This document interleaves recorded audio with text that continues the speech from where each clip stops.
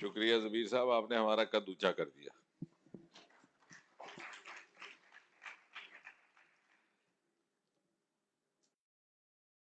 Director CSIR Jabir Ahmad साहब, सबसे पहले तो आप बधाई के पात्र हैं इस आयोजन के लिए। और आपने जैसा कहा कि CSIR और IIIF जम्मू अब बहुत नुमाया रूप से सामने आया है। हकीकत ये है कि ये वहीं पर था, कहीं हम ही इसको भूल बैठे थे। CSIR IIIM भारत के उन संस्थानों में से है जो आजादी से पहले कायम हुआ था। एक बड़ा अनोखा इतिहास है इसका, जिसको क्योंकि आजकल हमें पढ़ने लिखने का वैसे ही समय कम रहता है। सन 42-43 में कर्नल रामनाथ चोपड़ा जब कलकत्ता से सेवानिवृत्त होकर के आए तो यहाँ पर इसे स्थापित किया गया था ड्रग रिसर्च लेबोरेटरी के तौर पर। और 1947 में जब council of scientific and industrial research स्थापित हुई तो आपको जानकर के अचंभा भी होगा, पुराने लोगों को थोड़ा सा अच्छा भी लगेगा। तो ये CSIR स्थापित करने वालों में कोई और नहीं, हमारे प्रिय डॉक्टर श्यामा प्रसाद मुखर्जी थे। He was the first vice president of CSIR, and incidentally, that responsibility is now with me. Though it is not easy to step into the shoes of Dr. Syama Prasad Mukherjee. फिर 1950 में उन्होंने सरकार में से इस्तीफा दे दिया। वो नेहरू जी से जब उनके कुछ भेदभाव हुआ तो अलग हो गए। दो लेबोरेटरी जो सबसे पहले जो संस्थान बने थे, एक नेशनल फिजिकल लेबोरेटरी दिल्ली और ये सबसे पुराने, हिंदुस्तान में इस वक्त 37 इस तरह के संस्थान हैं। ये मैं इसलिए बात कह रहा हूँ कि जब हम यूथ एनक्लेव करते हैं तो यूथ एनक्लेव में या स्टार्टअप की इस एक्सपो में ये सारी जानकारी भी एक प्रेरणा का स्रोत रहती है। आप you are celebrating a legacy which you are not aware of. तो होता क्या है कि if you don't know something then you look for it, but if you don't know that you don't know then somebody has to tell you that you don't know. So I'm standing here this afternoon to tell you what you don't know and let you know what you should know. तो दो laboratories थी और doctor Shanti Swarup Bhatnagar और doctor Ramnath Chopra सबसे पहले। Sir Ramnath Chopra को sir knighthood दिया अंग्रेजों ने। शांति स्वरूप भटनागर जो लाहौर से आए थे उनको सोर्ड ऑफ किंग दिया गया था। उनको भी वो भी एक तरह का खिताब है अंग्रेजों का। लेकिन जो पहले डायरेक्टर जनरल बने इत्तेफाक से शांति स्वरूप भटनागर हुए। कहने का तात्पर्य कि जम्मू का विज्ञान से, शोध से, नवाचार से बहुत पुराना नाता है। और दूसरी बात शायद बच्चों को अच्छी लगे घर जाके माता पिता को बताना, ये जो मिंट है, मिंट जिसका दुनिया भर में बोलबाला है, इसका इजाद भी इसी लेबोरेटरी में हुआ था। तो रामनाथ चोपड़ा ने इसका ट्रायल किया, बाद में लखनऊ चले गए, उसके बाद उसकी मार्केटिंग हुई और उसको विश्वविख्यात ख्याति प्राप्त हुई। और इसी संस्थान के माध्यम से चूंकि मुझे लगा कि जो इसकी विरासत कहीं छूटती चली जा रही है तो उसमें कड़ी जोड़ने के लिए हमने 3 बरस पहले अरोमा मिशन यहीं से प्रारंभ करने का निर्णय लिया, भद्रवा से। पर्पल रेवोल्यूशन, बैंगनी क्रांति, जिसे दुनिया भर में जिसकी चर्चा है। और लगभग 3000 जो हमारे सज्जन उसके साथ जुड़ गए हैं, वो एक बड़ा ल्यूक्रेटिव आर्की एग्री स्टार्टअप्स का माध्यम बना। तो ये तारुफ है जबीर साहब का। ये ना सोचिएगा कि ये डायरेक्टर्स किसी स्टेट गवर्नमेंट के हैं, क्योंकि अक्सर वैसा कभी कभी गुमान हो जाता है।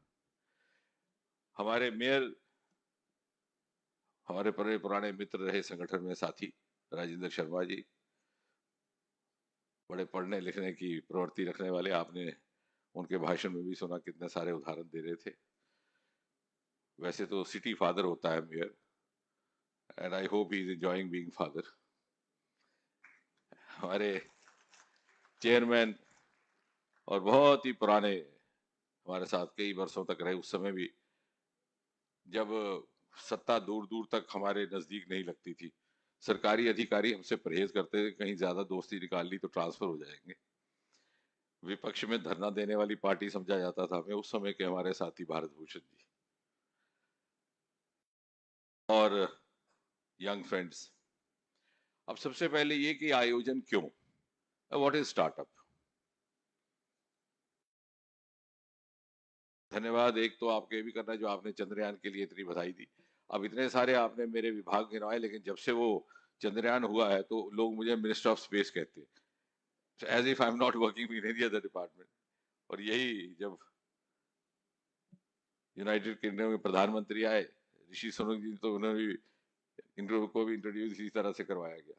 हालांकि हमारे दूसरे विभाग बड़े हैं, लेकिन इसमें दो तीन बातें जो हमें समझनी है। ये चंद्रयान का इतना ज्यादा उत्सव क्यों मनाया जा रहा है?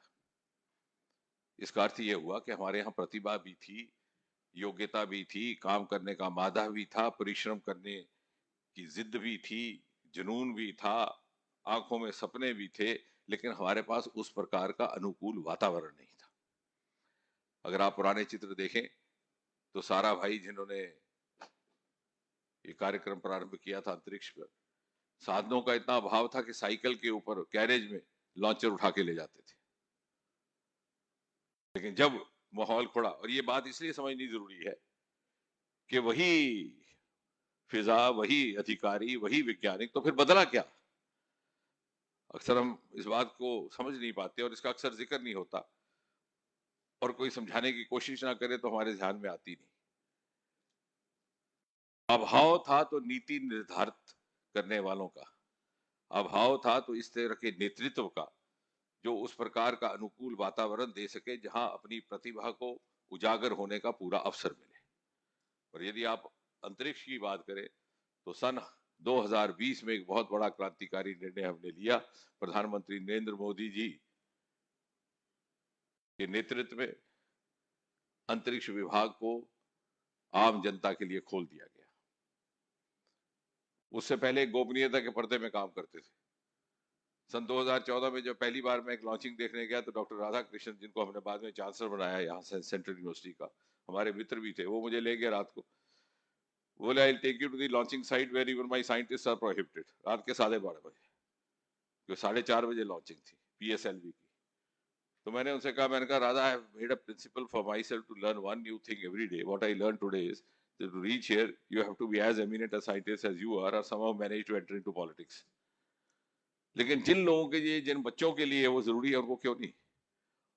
और ये निर्णय लिया प्रधानमंत्री मोदी जी का, हम आभार प्रकट करते हैं। ये चंद्रयान संभव ना होता, ये आदित्य संभव ना होता, ये जो उत्सव इस वक्त विश्व मना रहा है अंतरिक्ष को लेकर, ये संभव ना होता यदि प्रधानमंत्री जी ने श्री हरिकोटा के किवाड़, उसके दरवाजे खोल ना दिए होते। आपको जानकर के हैरत होगी कि जब आदित्य की लॉन्चिंग हुई, जब मैंने कहा कि सनशाइन मूवमेंट फॉर इंडिया, 10,000 प्रत्यक्ष रूप से वहां पर श्रोता खड़े थे देखने को। ये वो स्थान था जहां अंदर झांकना भी मना था। और चंद्रयान की लॉन्चिंग के समय 1,000 मीडिया मित्र, एक मीडिया के मित्र आए, बोले कहीं से एक ट्वीट आया है आलोचनात्मक कि ये जो आज हो रहा है ये तो पहले भी होता था, इसमें अंतर क्या है? तो मैंने कहा आप पहले आए थे यहाँ पे? बोले नहीं, पहली बार। मैंने कहा यही अंतर है। कभी कोई लॉन्चिंग होती तो एक छोटे से कॉलम में अखबार में श्री हरिकोटा के नाम की एक खबर आती, किसी को ये भी मालूम नहीं था, could figure out where Sriharikota is. आज वहां बच्चे जा रहे हैं। मुझे खुशी हुई, गर्व महसूस हुआ। आई फेल्ट विंडिकेटेड आल्सो कि हमने जद्दोजहद की थी कि अंतरिक्ष के दरवाजे खोल दिए जाए, और मोदी जी अगर ना होते तो शायद कोई और प्रधानमंत्री और कोई सरकार इसका निर्णय भी ना लेती। चंद्रयान और आदित्य दोनों के समय पंजाब से लेकर के केरला तक वहां पे बच्चे थे, कॉलेज स्कूल के और हर वर्ग के, उस्ताद, अध्यापक, मंत्री, पंजाब के मंत्रियों से लेकर तेलंगाना के मंत्री।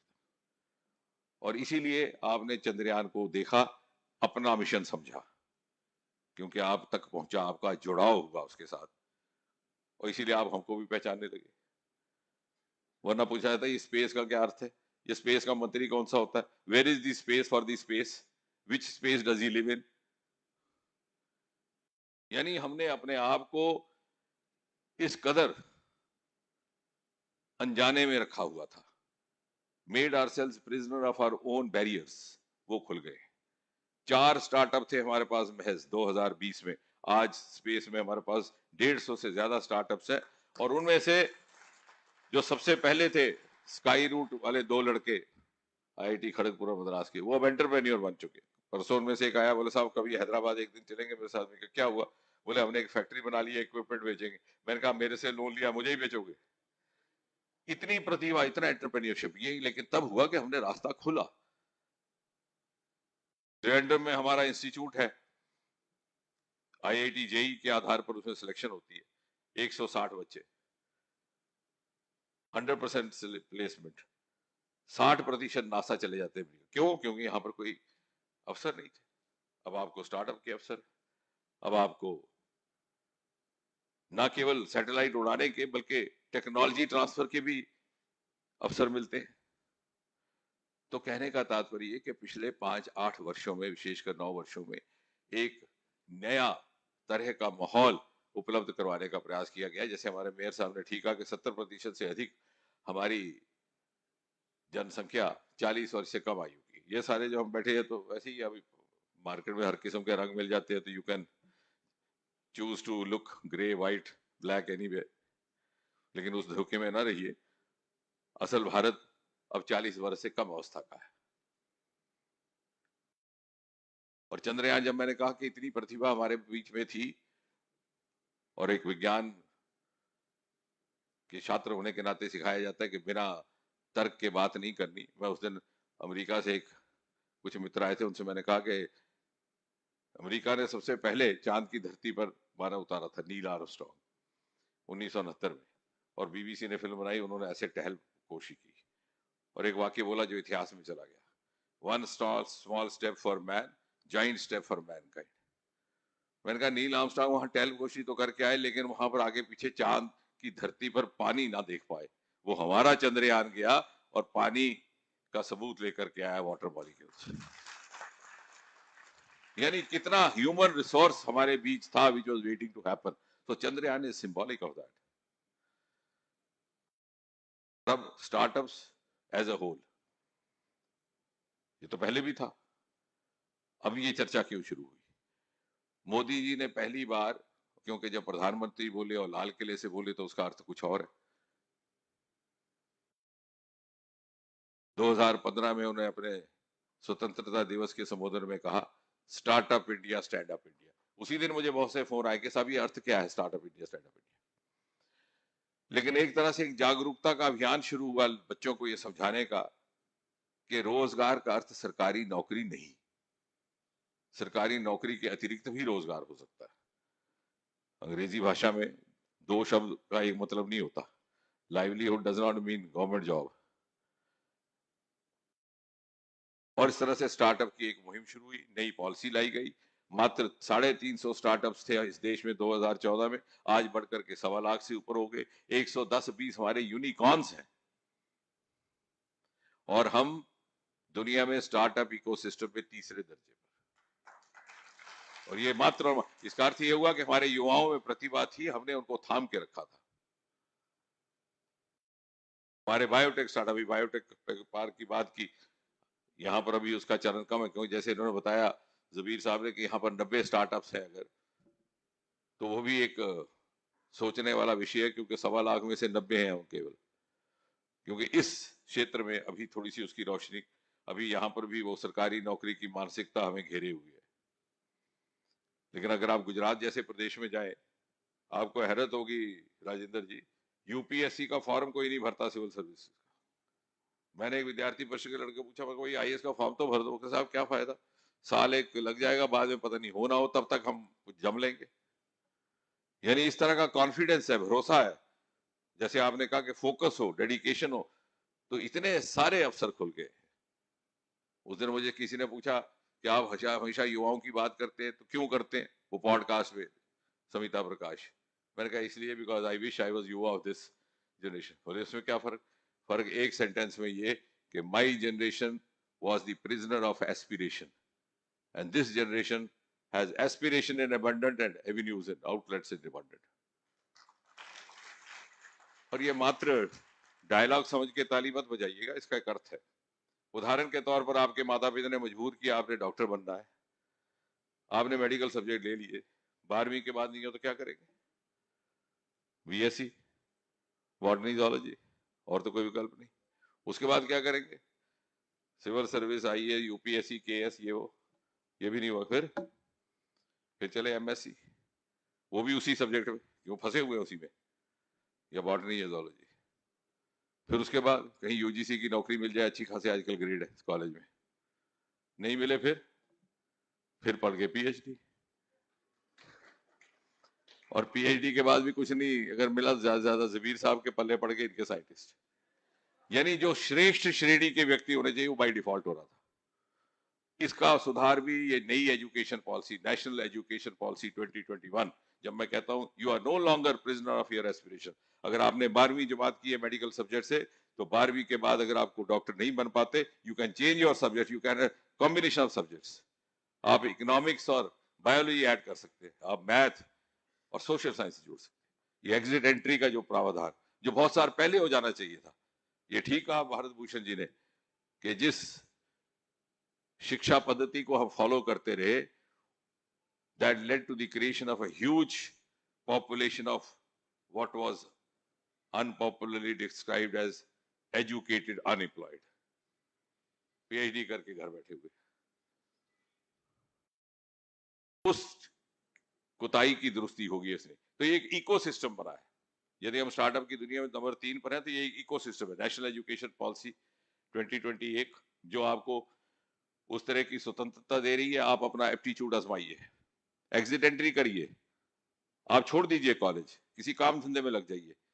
6 महीने के बाद आपको लगता कि नहीं, मन किसी और काम के लिए था, हट करके वापस जा सकते हैं, अपने मजबूर विषय बदल सकते हैं, अपनी लाइन में। उसी के साथ मोदी जी ने आपको स्टार्टअप पॉलिसी में प्रावधान दिया, आप लोन लीजिए, 3 महीने के भीतर अगर आपका वो काम धंधे में नहीं लगता तो यू कैन एग्जिट, एंड बिना किसी लाइबिलिटी के उसी राशि को आप ट्रांसफर कर सकते हैं इनटू अनदर वेंचर। और ये जरूरी था। शायद आने वाले समय में ये भी सवाल किया जाएगा, ये पहले क्यों नहीं हुआ? क्यों यदि हम कहते हैं कि 25 वर्ष के बाद विश्व पटल पर पहुंचेंगे और भौगोलिक स्तर पर स्पर्धा करेंगे, तो कैसे हो सकती है? हमें भौगोलिक मापदंडों पर पूरा उतरना है, हमें भौगोलिक स्पर्धा के लिए तैयार रहना है। कल एक ब्रिटिश काउंसिल का एक सभा थी, तो मैंने वहां यही कहा कि आज हमारी मान्यता विश्व भर में क्यों हो रही है? क्योंकि हम गुल्ली डंडा खेलते थे, कबड्डी खेलते थे, और हमें समझाया जाता था कि ये तो कुछ नहीं है। हमने क्रिकेट खेल के जब उनको हराया तो हम बन गए। You have to beat them in their game if you want to have a competitiveness at the global level. हम हमारे बारे में कुछ साल पहले तक सोचा जाता कि साहब ये क्लीन एनर्जी, क्लाइमेट, ये बातें क्या भारतवासियों के समझ में नहीं आती है, तो अपने अपने ही परेशानियों में उलझे हुए। आज हम इस स्थिति में हैं, हम टारगेट लेकर रहे हैं नेट जीरो 2070। हम कहते हैं हाइड्रोजन, सबसे पहली इंडिजिनस हाइड्रोजन बस जबीर साहब के ही महकमे की का एक संस्थान है, नेशनल केमिकल लेबोरेटरी पुणे, उसने बना के तैयार की। और अगर हम इसी तरह से चलते गए तो one day will be one of the main exporters of hydrogen, green hydrogen. ये आज हम बातें करने लगे। जो बातें अंग्रेज करके हमें डराते थे और शब्दावली के जाल से हमें परेशान करते, ये है ग्रीन हाइड्रोजन, ग्रीन ये क्या, एनर्जी क्लीन, क्लीन क्या, ये आज हम होने लगे समझाने, और इसलिए हमारी मान्यता हुई। तो इसलिए मैंने उस दिन भी कहा कि पहले हम दुनिया की अगुवाई के काम करने को तैयार थे, आज दुनिया हमारी अगुवाई में तैयार कर रही है। अब हमारे ऊपर है कि हम उसके लिए तैयार है कि नहीं है। अब का चंद्रयान साउथ पोल में गया तो पहले कहीं नहीं गया, दैट्स अ वर्जिन एरिया, और वहां से जो भी इन्फ्लुएंसेस आ रहे हैं, फाइंडिंग्स आ रहे हैं, sulphate, cobalt, hydrogen, oxygen, minerals, उसकी जानकारी नासा भी इंतजार कर रहा है, क्योंकि वो भी वहां नहीं पहुंचे। और हमने साथ ही साथ ये भी सिद्ध कर दिया कि हम अपनी परंपरा के साथ आधुनिकता जोड़ सकते हैं। नाम चंद्रयान, जिस जगह झंडा लगाया शिव शक्ति, लेकिन उसका तलबदार हर एक अंग्रेज। और ये मापदंड भौगोलिक है, इसलिए ये हमारे युवाओं को ये प्रेरित करते हैं। आज हम 5 नंबर इकोनॉमी पहुंचे, लेकिन उसमें महत्वपूर्ण बात यह कि 6 नंबर पर यूके, यानी जिन्होंने 200 साल राज किया, सोने की चिड़िया को कांच की चिड़िया बना दिया, वो पिछड़ गए। ग्लोबल इनोवेशन इंडेक्स, ये हमारा इंडेक्स नहीं है, ये वैश्विक मापदंड है। हम 81 नंबर पर थे, 41 का जंप होकर आज 40 नंबर पर। और इसलिए ये इसलिए कहा जा रहा है कि आप इसका लाभ लीजिए। इस क्षेत्र में ये स्टार्टअप्स का या ये नए आयाम का अभी उतनी जानकारी नहीं है। मैंने उस दिन खादी का यहाँ एक्सपो करवाया उधमपुर में, नेशनल लेवल का, ये सोच करके यहाँ जागरूकता हो, क्योंकि खादी का हमारा 1 लाख करोड़ का टर्न अप हुआ है। अब खादी पिछले जमाने वाला खादी नहीं रहा। खादी का कुर्ता 1.5 लाख का मिलता है, कमीज सस्ती है, खादी पहनी महंगी हो गई, एक्सपोर्ट क्वालिटी है। और सरकार 35% सब्सिडी दे रही है, और जो आप लोन लेते हैं उसमें भी सस्ता इंटरेस्ट है। 50 करोड़ रुपए की सब्सिडी उस दिन बांटी गई उधमपुर में। बदकिस्मती से एक भी लोकल बच्चा नहीं था। अब इसमें ताड़ी भी जानी के रोना हुआ आपके। सारे कश्मीर से बच्चे आए, फिर बाहर जाने ले लिया सारा। मैंने वहां पे पूछा, मैंने कहा भाई इतनी आप यहाँ लाए थे तो आपने क्यों नहीं, सब हमें पता नहीं चला। तो पता कैसे चलेगा, सब कुछ ऑनलाइन है। हमें जहां, जैसे मैंने कहा कि एक एक वर्ग वो है, those who know that they don't know, तो वो तलाश में निकलते हैं। But what to do about those who don't know that they don't know? तो जो those who don't know that they don't know, उनको बताना है। आजकल सब कुछ ऑनलाइन है, आपके यहाँ मोबाइल में, स्मार्टफोन में सारी वेबसाइट, कुछ करना ही नहीं है जी, कुछ करना ही नहीं। गूगल पे सिर्फ टाइप करो स्टार्टअप अपॉर्चुनिटीज, 1 2 3 पर कैटेगरी आ जाएगी, खाद्य अपॉर्चुनिटी। वो जो बच्चे 50 करोड़ की भी ले गए, वो सबने ऑनलाइन किया था, लेकिन हमारे लोग इंतजार करें हमें आके बताए। और मुझे इतना हुआ, क्योंकि बच्चों के साथ मैं सारा दिन रहता हूँ, कि दूसरों के साथ रहो तो वो फिर अपनी उम्र के साल गिनने लग जाते हैं। तो इनसे कुछ सीखने को मिलता है। और मैं बड़ा, कभी कोई डांटता भी, खींच भी है, तो मैंने उनको कहा, मैं कि यार तुम क्या करते हो, सब बताया। मैं कहा है तेरा स्मार्टफोन दिखाया। मैं कहा एक तो मैंने देखा हर महीने अपनी फोटो बदलता है, माई न्यू प्रोफाइल पिक्चर। मैंने कहा जिसके लिए बदलता है पता नहीं उसने भी देखा कि नहीं देखा, लेकिन लेकिन कम से कम अपना तो बन। यानी सब कुछ हमारे पास है, सब कुछ। और एक बात और भी है, ये भी ना सोचिए कि बहुत बड़ी पढ़ाई लिखाई करनी पड़ती है जी स्टार्टअप बनने के लिए। ये भी हमारे दिमाग में एक बात घुस गई कि आईटी होना चाहिए, आपको वैज्ञानिक होना चाहिए। ये जितने अरोमा वाले बैठे हो, भारत भूषण बैठे, आधे तो ग्रेजुएट भी नहीं है। हुआ क्या कि स्टार्टअप का कॉन्सेप्ट विदेश से आया, बंगलौर में लैंड हो गया। बंगलौर आईटी हब था, तो सबने सोचा साहब ये स्टार्टअप मींस आईटी, लेकिन हिंदुस्तान का आई स्टार्टअप है एग्री स्टार्टअप। हमारा वो एक्सक्लूसिव सरमाया जो उनके पास नहीं है। इतना लंबा चौड़ा हिमालय, 4 5 राज्य बसते हैं इसकी गोद में, जम्मू कश्मीर, अरुणाचल, हिमाचल, उत्तराखंड। और 7,500 किलोमीटर लंबा हमारा समुद्र तट, उड़ीसा से लेकर महाराष्ट्र तक, longest coastal area in the world. इसीलिए हमारे यहाँ समुद्र का नाम देश के नाम पर है, इंडियन ओशन। उसके अंदर भी अब स्टार्टअप्स का काम शुरू होने लगा। समुद्रयान आ गया, मिनरल्स, मेटल्स। आने वाले समय में माइनिंग, मेयर साहब को इलीगल यहाँ पर उस दिन कह रहे थे हो रही है, समुद्र के अंदर होने वाली का भी ध्यान रखना पड़ेगा। ये हमारा सरमाया एग्री स्टार्टअप्स। इसमें आपको जरूरी नहीं है, लेकिन हाँ जैसे उन्होंने कहा, फोकस हो, दिलचस्पी हो, जिज्ञासा हो। अब मैंने जब पढ़ाई की तो उस समय तो ये सारी बातें नहीं थी, लेकिन मैं इस स्थिति में हूं कि बहुत सारे लोगों को बता सकता हूँ क्या है, क्योंकि निरंतर कुछ नया सीखने की जिज्ञासा रहे। और उसके ऊपर सस्टेनेबल स्टार्टअप्स के लिए आपको नित्य दिन नवाचार करना, उसमें नया ऐड करना है। हमारे 2 बच्चों को मैंने काम में लगाया, विद्यार्थी परिषद के थे, उन्होंने चेन्नई में स्नो पार्क खोल दिया। मैं इसलिए आपको बता रहा हूँ कि यहाँ से कुछ सीख करके जाइए कुछ, ताकि माता पिता पे मत रहना, वही खराब कर देते हैं। वो पिताजी सुबह सैर करेंगे पार्क में, वो कहेगा मैंने पुत्र आकाश ट्यूटोरियल पाई उड़िया, बस वो दिमाग में घुसेगा। वो भी बच्चे को वहां डालने शुरू से, रोज मेरे पास आते हैं साहब, आकाश ट्यूटोरियल में जगह मिल गई, हॉस्टल नहीं मिला हॉस्टल। मैं कहा साहब उसका फायदा क्या होगा, ये कभी सोचा? आप सोचिए, खुद सोचिए, आपके पास सारे यंत्र मौजूद है, इंफॉर्मेशन का अपार खजाना आपके पास है। इन दो बच्चों ने वहां एक मद्रास में स्नो पार्क खोली, एक पृथ्वी लड़का और -15 डिग्री टेम्परेचर, इतना परिसर बना लिया।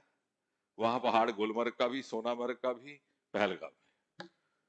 बच्चे आ रहे हैं, स्केटिंग आ रहे हैं, फैमिली आ रही है, फोटो खिंचवा रही है, कपल्स आ रहे हैं, अपने वीडियो बना रहे हैं। 10-10 हजार रुपया एंट्री फीस। अब चेन्नई जैसे इतने गर्म शहर में आपको वो हिल स्टेशन का नजारा दिलवा देता है। अब मुझे जिज्ञासा रहती है इन बच्चों के साथ बैठने की, सीखने की। तो मैं पिछली बार गया 2 महीने पहले, मैं कहा पृथ्वी अब आगे अब कैसा चल रहा? कहता साहब बहुत बढ़िया, उसमें एक और एडिशन कर ली। मैं कहा वो क्या किया? बोले साहब दरवाजे के ऊपर एंट्री में हमने गर्म कपड़े और जैकेटों की दुकान खोल दी कि भाई साहब अंदर जाइएगा तो एकदम ठंड होगी, हार्ट अटैक भी हो सकता है। अब जिसने खरीद ली वापस तो देगा नहीं। तो इट इज कांस्टेंट इनोवेशन। जब आप फोकस के साथ किसी चीज में घुस जाएंगे तो आपको उसके आगे कैसे बढ़ना है उसके रास्ते खुद ब खुद मिलते जाएंगे। And that is the concept of startup, और that is the concept of innovation, not necessarily related with your education degree, बल्कि एजुकेशन डिग्री कई बार उस पर हावी हो जाती है। मुझे कैम्ब्रिज के वाइस चांसलर एक बार कहने लगे, वो डॉक्टर साहब थे, बोले कि doc if I didn't have students from India my PhD would be closed. बाद में मेरे साथ जो सज्जन बैठे थे हिंदुस्तानी, मैंने कहा इनको ये मालूम नहीं कि हमारे बच्चे आते हैं यहाँ ट्रॉफी लेने के लिए, पीएचडी की बायोटेक्नोलॉजी में, नौकरी की कंप्यूटर की कंपनी में। क्यों? वहां तो पीएचडी तभी करते हैं जब उन्होंने वाकई सारा जीवन उसमें लगा रहा हो। तो हमने जो लिंक कर दिया था इसको, ये स्टार्टअप एक बहुत बड़ा एक एवेन्यू है उन सब बच्चों के लिए जो भले ही पारंपरिक शिक्षा में उस प्रकार की स्पर्धा ना कर पाए हो, उतने अंक ग्रहण ना कर पाए हो, पोजीशनें ना ले पाए हो, बहुत ज्यादा डिग्रियां हासिल ना कर पाए हो, लेकिन उनमें नवाचार की प्रवृत्ति है, एप्टीट्यूड है, और किसी चीज में फोकस है। इसलिए आपको समझना हो, ये जो प्रदर्शनी लगाएंगी इसीलिए लगाई है, और हमारी तरफ से पूरा सहयोग हो रहा है। जैसे मैंने कहा खादी के लिए हम पूरा सब्सिडी दे रहे हैं, इस तरह से हमारे पास बायोटेक्नोलॉजी के लिए बाईरैक है, देश भर से बच्चे उसका फायदा ले रहे हैं। अब आप कहेंगे हमें किसी ने बताया नहीं, आप घर जाके लिखो और लिखना BIRAC, जो गोल में डाला पता चल जाएगा, biotechnology industrial research application council. क्या है? लाखों की तादाद में उसमें लोगों ने अपना जमाया। आप जबीर साहब के संस्थान जाइए, ये बताएंगे। टेक्नोलॉजी डेवलपमेंट बोर्ड है हमारे पास। हिंदुस्तान का जो पहला कोविड वैक्सीन बना है, ये जो आपके इले इले बनाया भारत लिली ने, इसको उन्होंने लोन दिया। PDB जैसे बोलते हैं, सब कुछ आपके मोबाइल में मौजूद है। कितनी खुल करके इस समय सहयोग सहायता मिल रही है, both in the terms of knowledge funding and in the terms of financial funding. और ये जो हमारे लेवेंडर वाले बैठे हैं, इनका मार्केटिंग तक सामान पहुंचाने का प्रावधान सरकार कर रही है। तो ये सारी व्यवस्थाएं उपलब्ध हैं, केवल आप थोड़ी सी जिज्ञासा दिखाइए। जहां आपको हमारी आवश्यकता है हमारे पास आइए, IIII में जाइए, कौन सी वेबसाइट्स पे जाना है वो आपको खुद भी पता चल जाएगा, इनसे पूछ भी सकते हैं। क्योंकि जब आप, मोदी जी बार बार कहते हैं अमृतकाल, तो अमृतकाल कैसे बनेगा? वो तो तभी बनेगा कि आपके पास ही है वो 20-25 साल ऊर्जा और अपनी क्षमता के साथ समर्पित करने को देश निर्माण और राष्ट्र निर्माण में, ताकि आप भी 2047 में कह सकें कि मैं भी शताब्दी भारत के निर्माण में कुछ योगदान करके आया हूं। और इसलिए ये स्टार्टअप का जो आज हमने आयोजन किया है, इसको मात्र केवल एक प्रदर्शनी या नुमाइश या कोई उस तरह का केवल साइट सीइंग का एक मंजर ना समझिएगा। ये आपके आने वाले जीवन में नए आयाम खोल सकता है। इसी को देख करके आप हो सकता है घर जाके कुछ सोचे तो आपको कोई नई सोच आए। जब से कोविड वैक्सीन बना है, हमारे पास 50 बायोटेक स्टार्टअप थे, आज बढ़कर के 6000 हो गए। और ये इसलिए हो रहा है, मैं क्योंकि यहाँ पर थोड़ा सा कम है। आप 6-6 हजार की नौकरी के लिए धरने पर बैठे हैं, और वो भी टेम्पररी नौकरी। और वो 6000 एक आदमी को अंदर एंट्री दिलवाता है कि जाओ देख के और ठंडा 15 डिग्री कैसा टेम्परेचर है। यानी केवल it's an interplay innovation of ideas. और आप में वो है, आप में प्रतिभा भी है, आपके पास संसाधन भी है, आप उसका उपयोग करिए। ये सारे कार्यक्रम, ये सारी व्यवस्थाएं, ये सारी योजनाएं जो मोदी जी ने लाई हैं, आपके पास सस्ते कम लोन मुद्रा योजना, इतनी बढ़िया योजना है। 10-20 लाख रुपया बेरोजगार व्यक्ति को चलते फिरते दे दिया जाता है, ना कोई ग्रेच्युटी, ना कोई गिरवी रखना और ना इंटरेस्ट, हमें उसका मालूम ही नहीं है।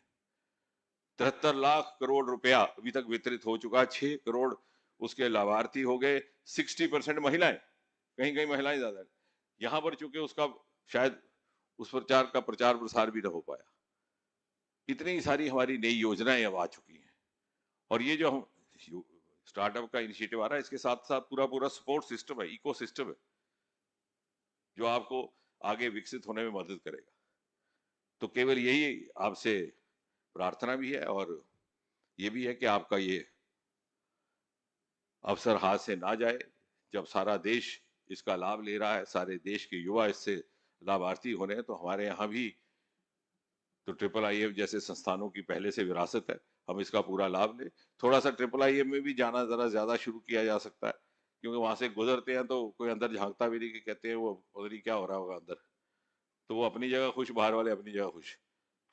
लेकिन अभी मैंने इनसे भी निवेदन किया कि थोड़ा से और ज्यादा सार्वजनिक कार्यक्रम रखे जाएं, लोगों में प्रचार प्रसार हो। इन्होंने शुरू भी किया, जबीर साहब बधाई के पात्र है, इस तरह के कार्यक्रम करें, कुछ इनके संस्थान में भी जाकर के डेमोन्स्ट्रेशन हो, और आपको आस्ता आस्ता समझ में आएगा कि बहुत सारे ऐसे क्षेत्र जहां लोग सरकारी नौकरी का फॉर्म भरते तक नहीं, आखिर किसी न किसी सोच से ही ऐसा करते होंगे। और अगर वो सोच किसी अवसर का लाभ ले सकती है, तो वो अवसर हम भी उसी देश में है, उसी व्यवस्था में, हम क्यों नहीं ले सकते। तो यही कह करके आपको बहुत बहुत शुभकामनाएं, ऑल दी बेस्ट।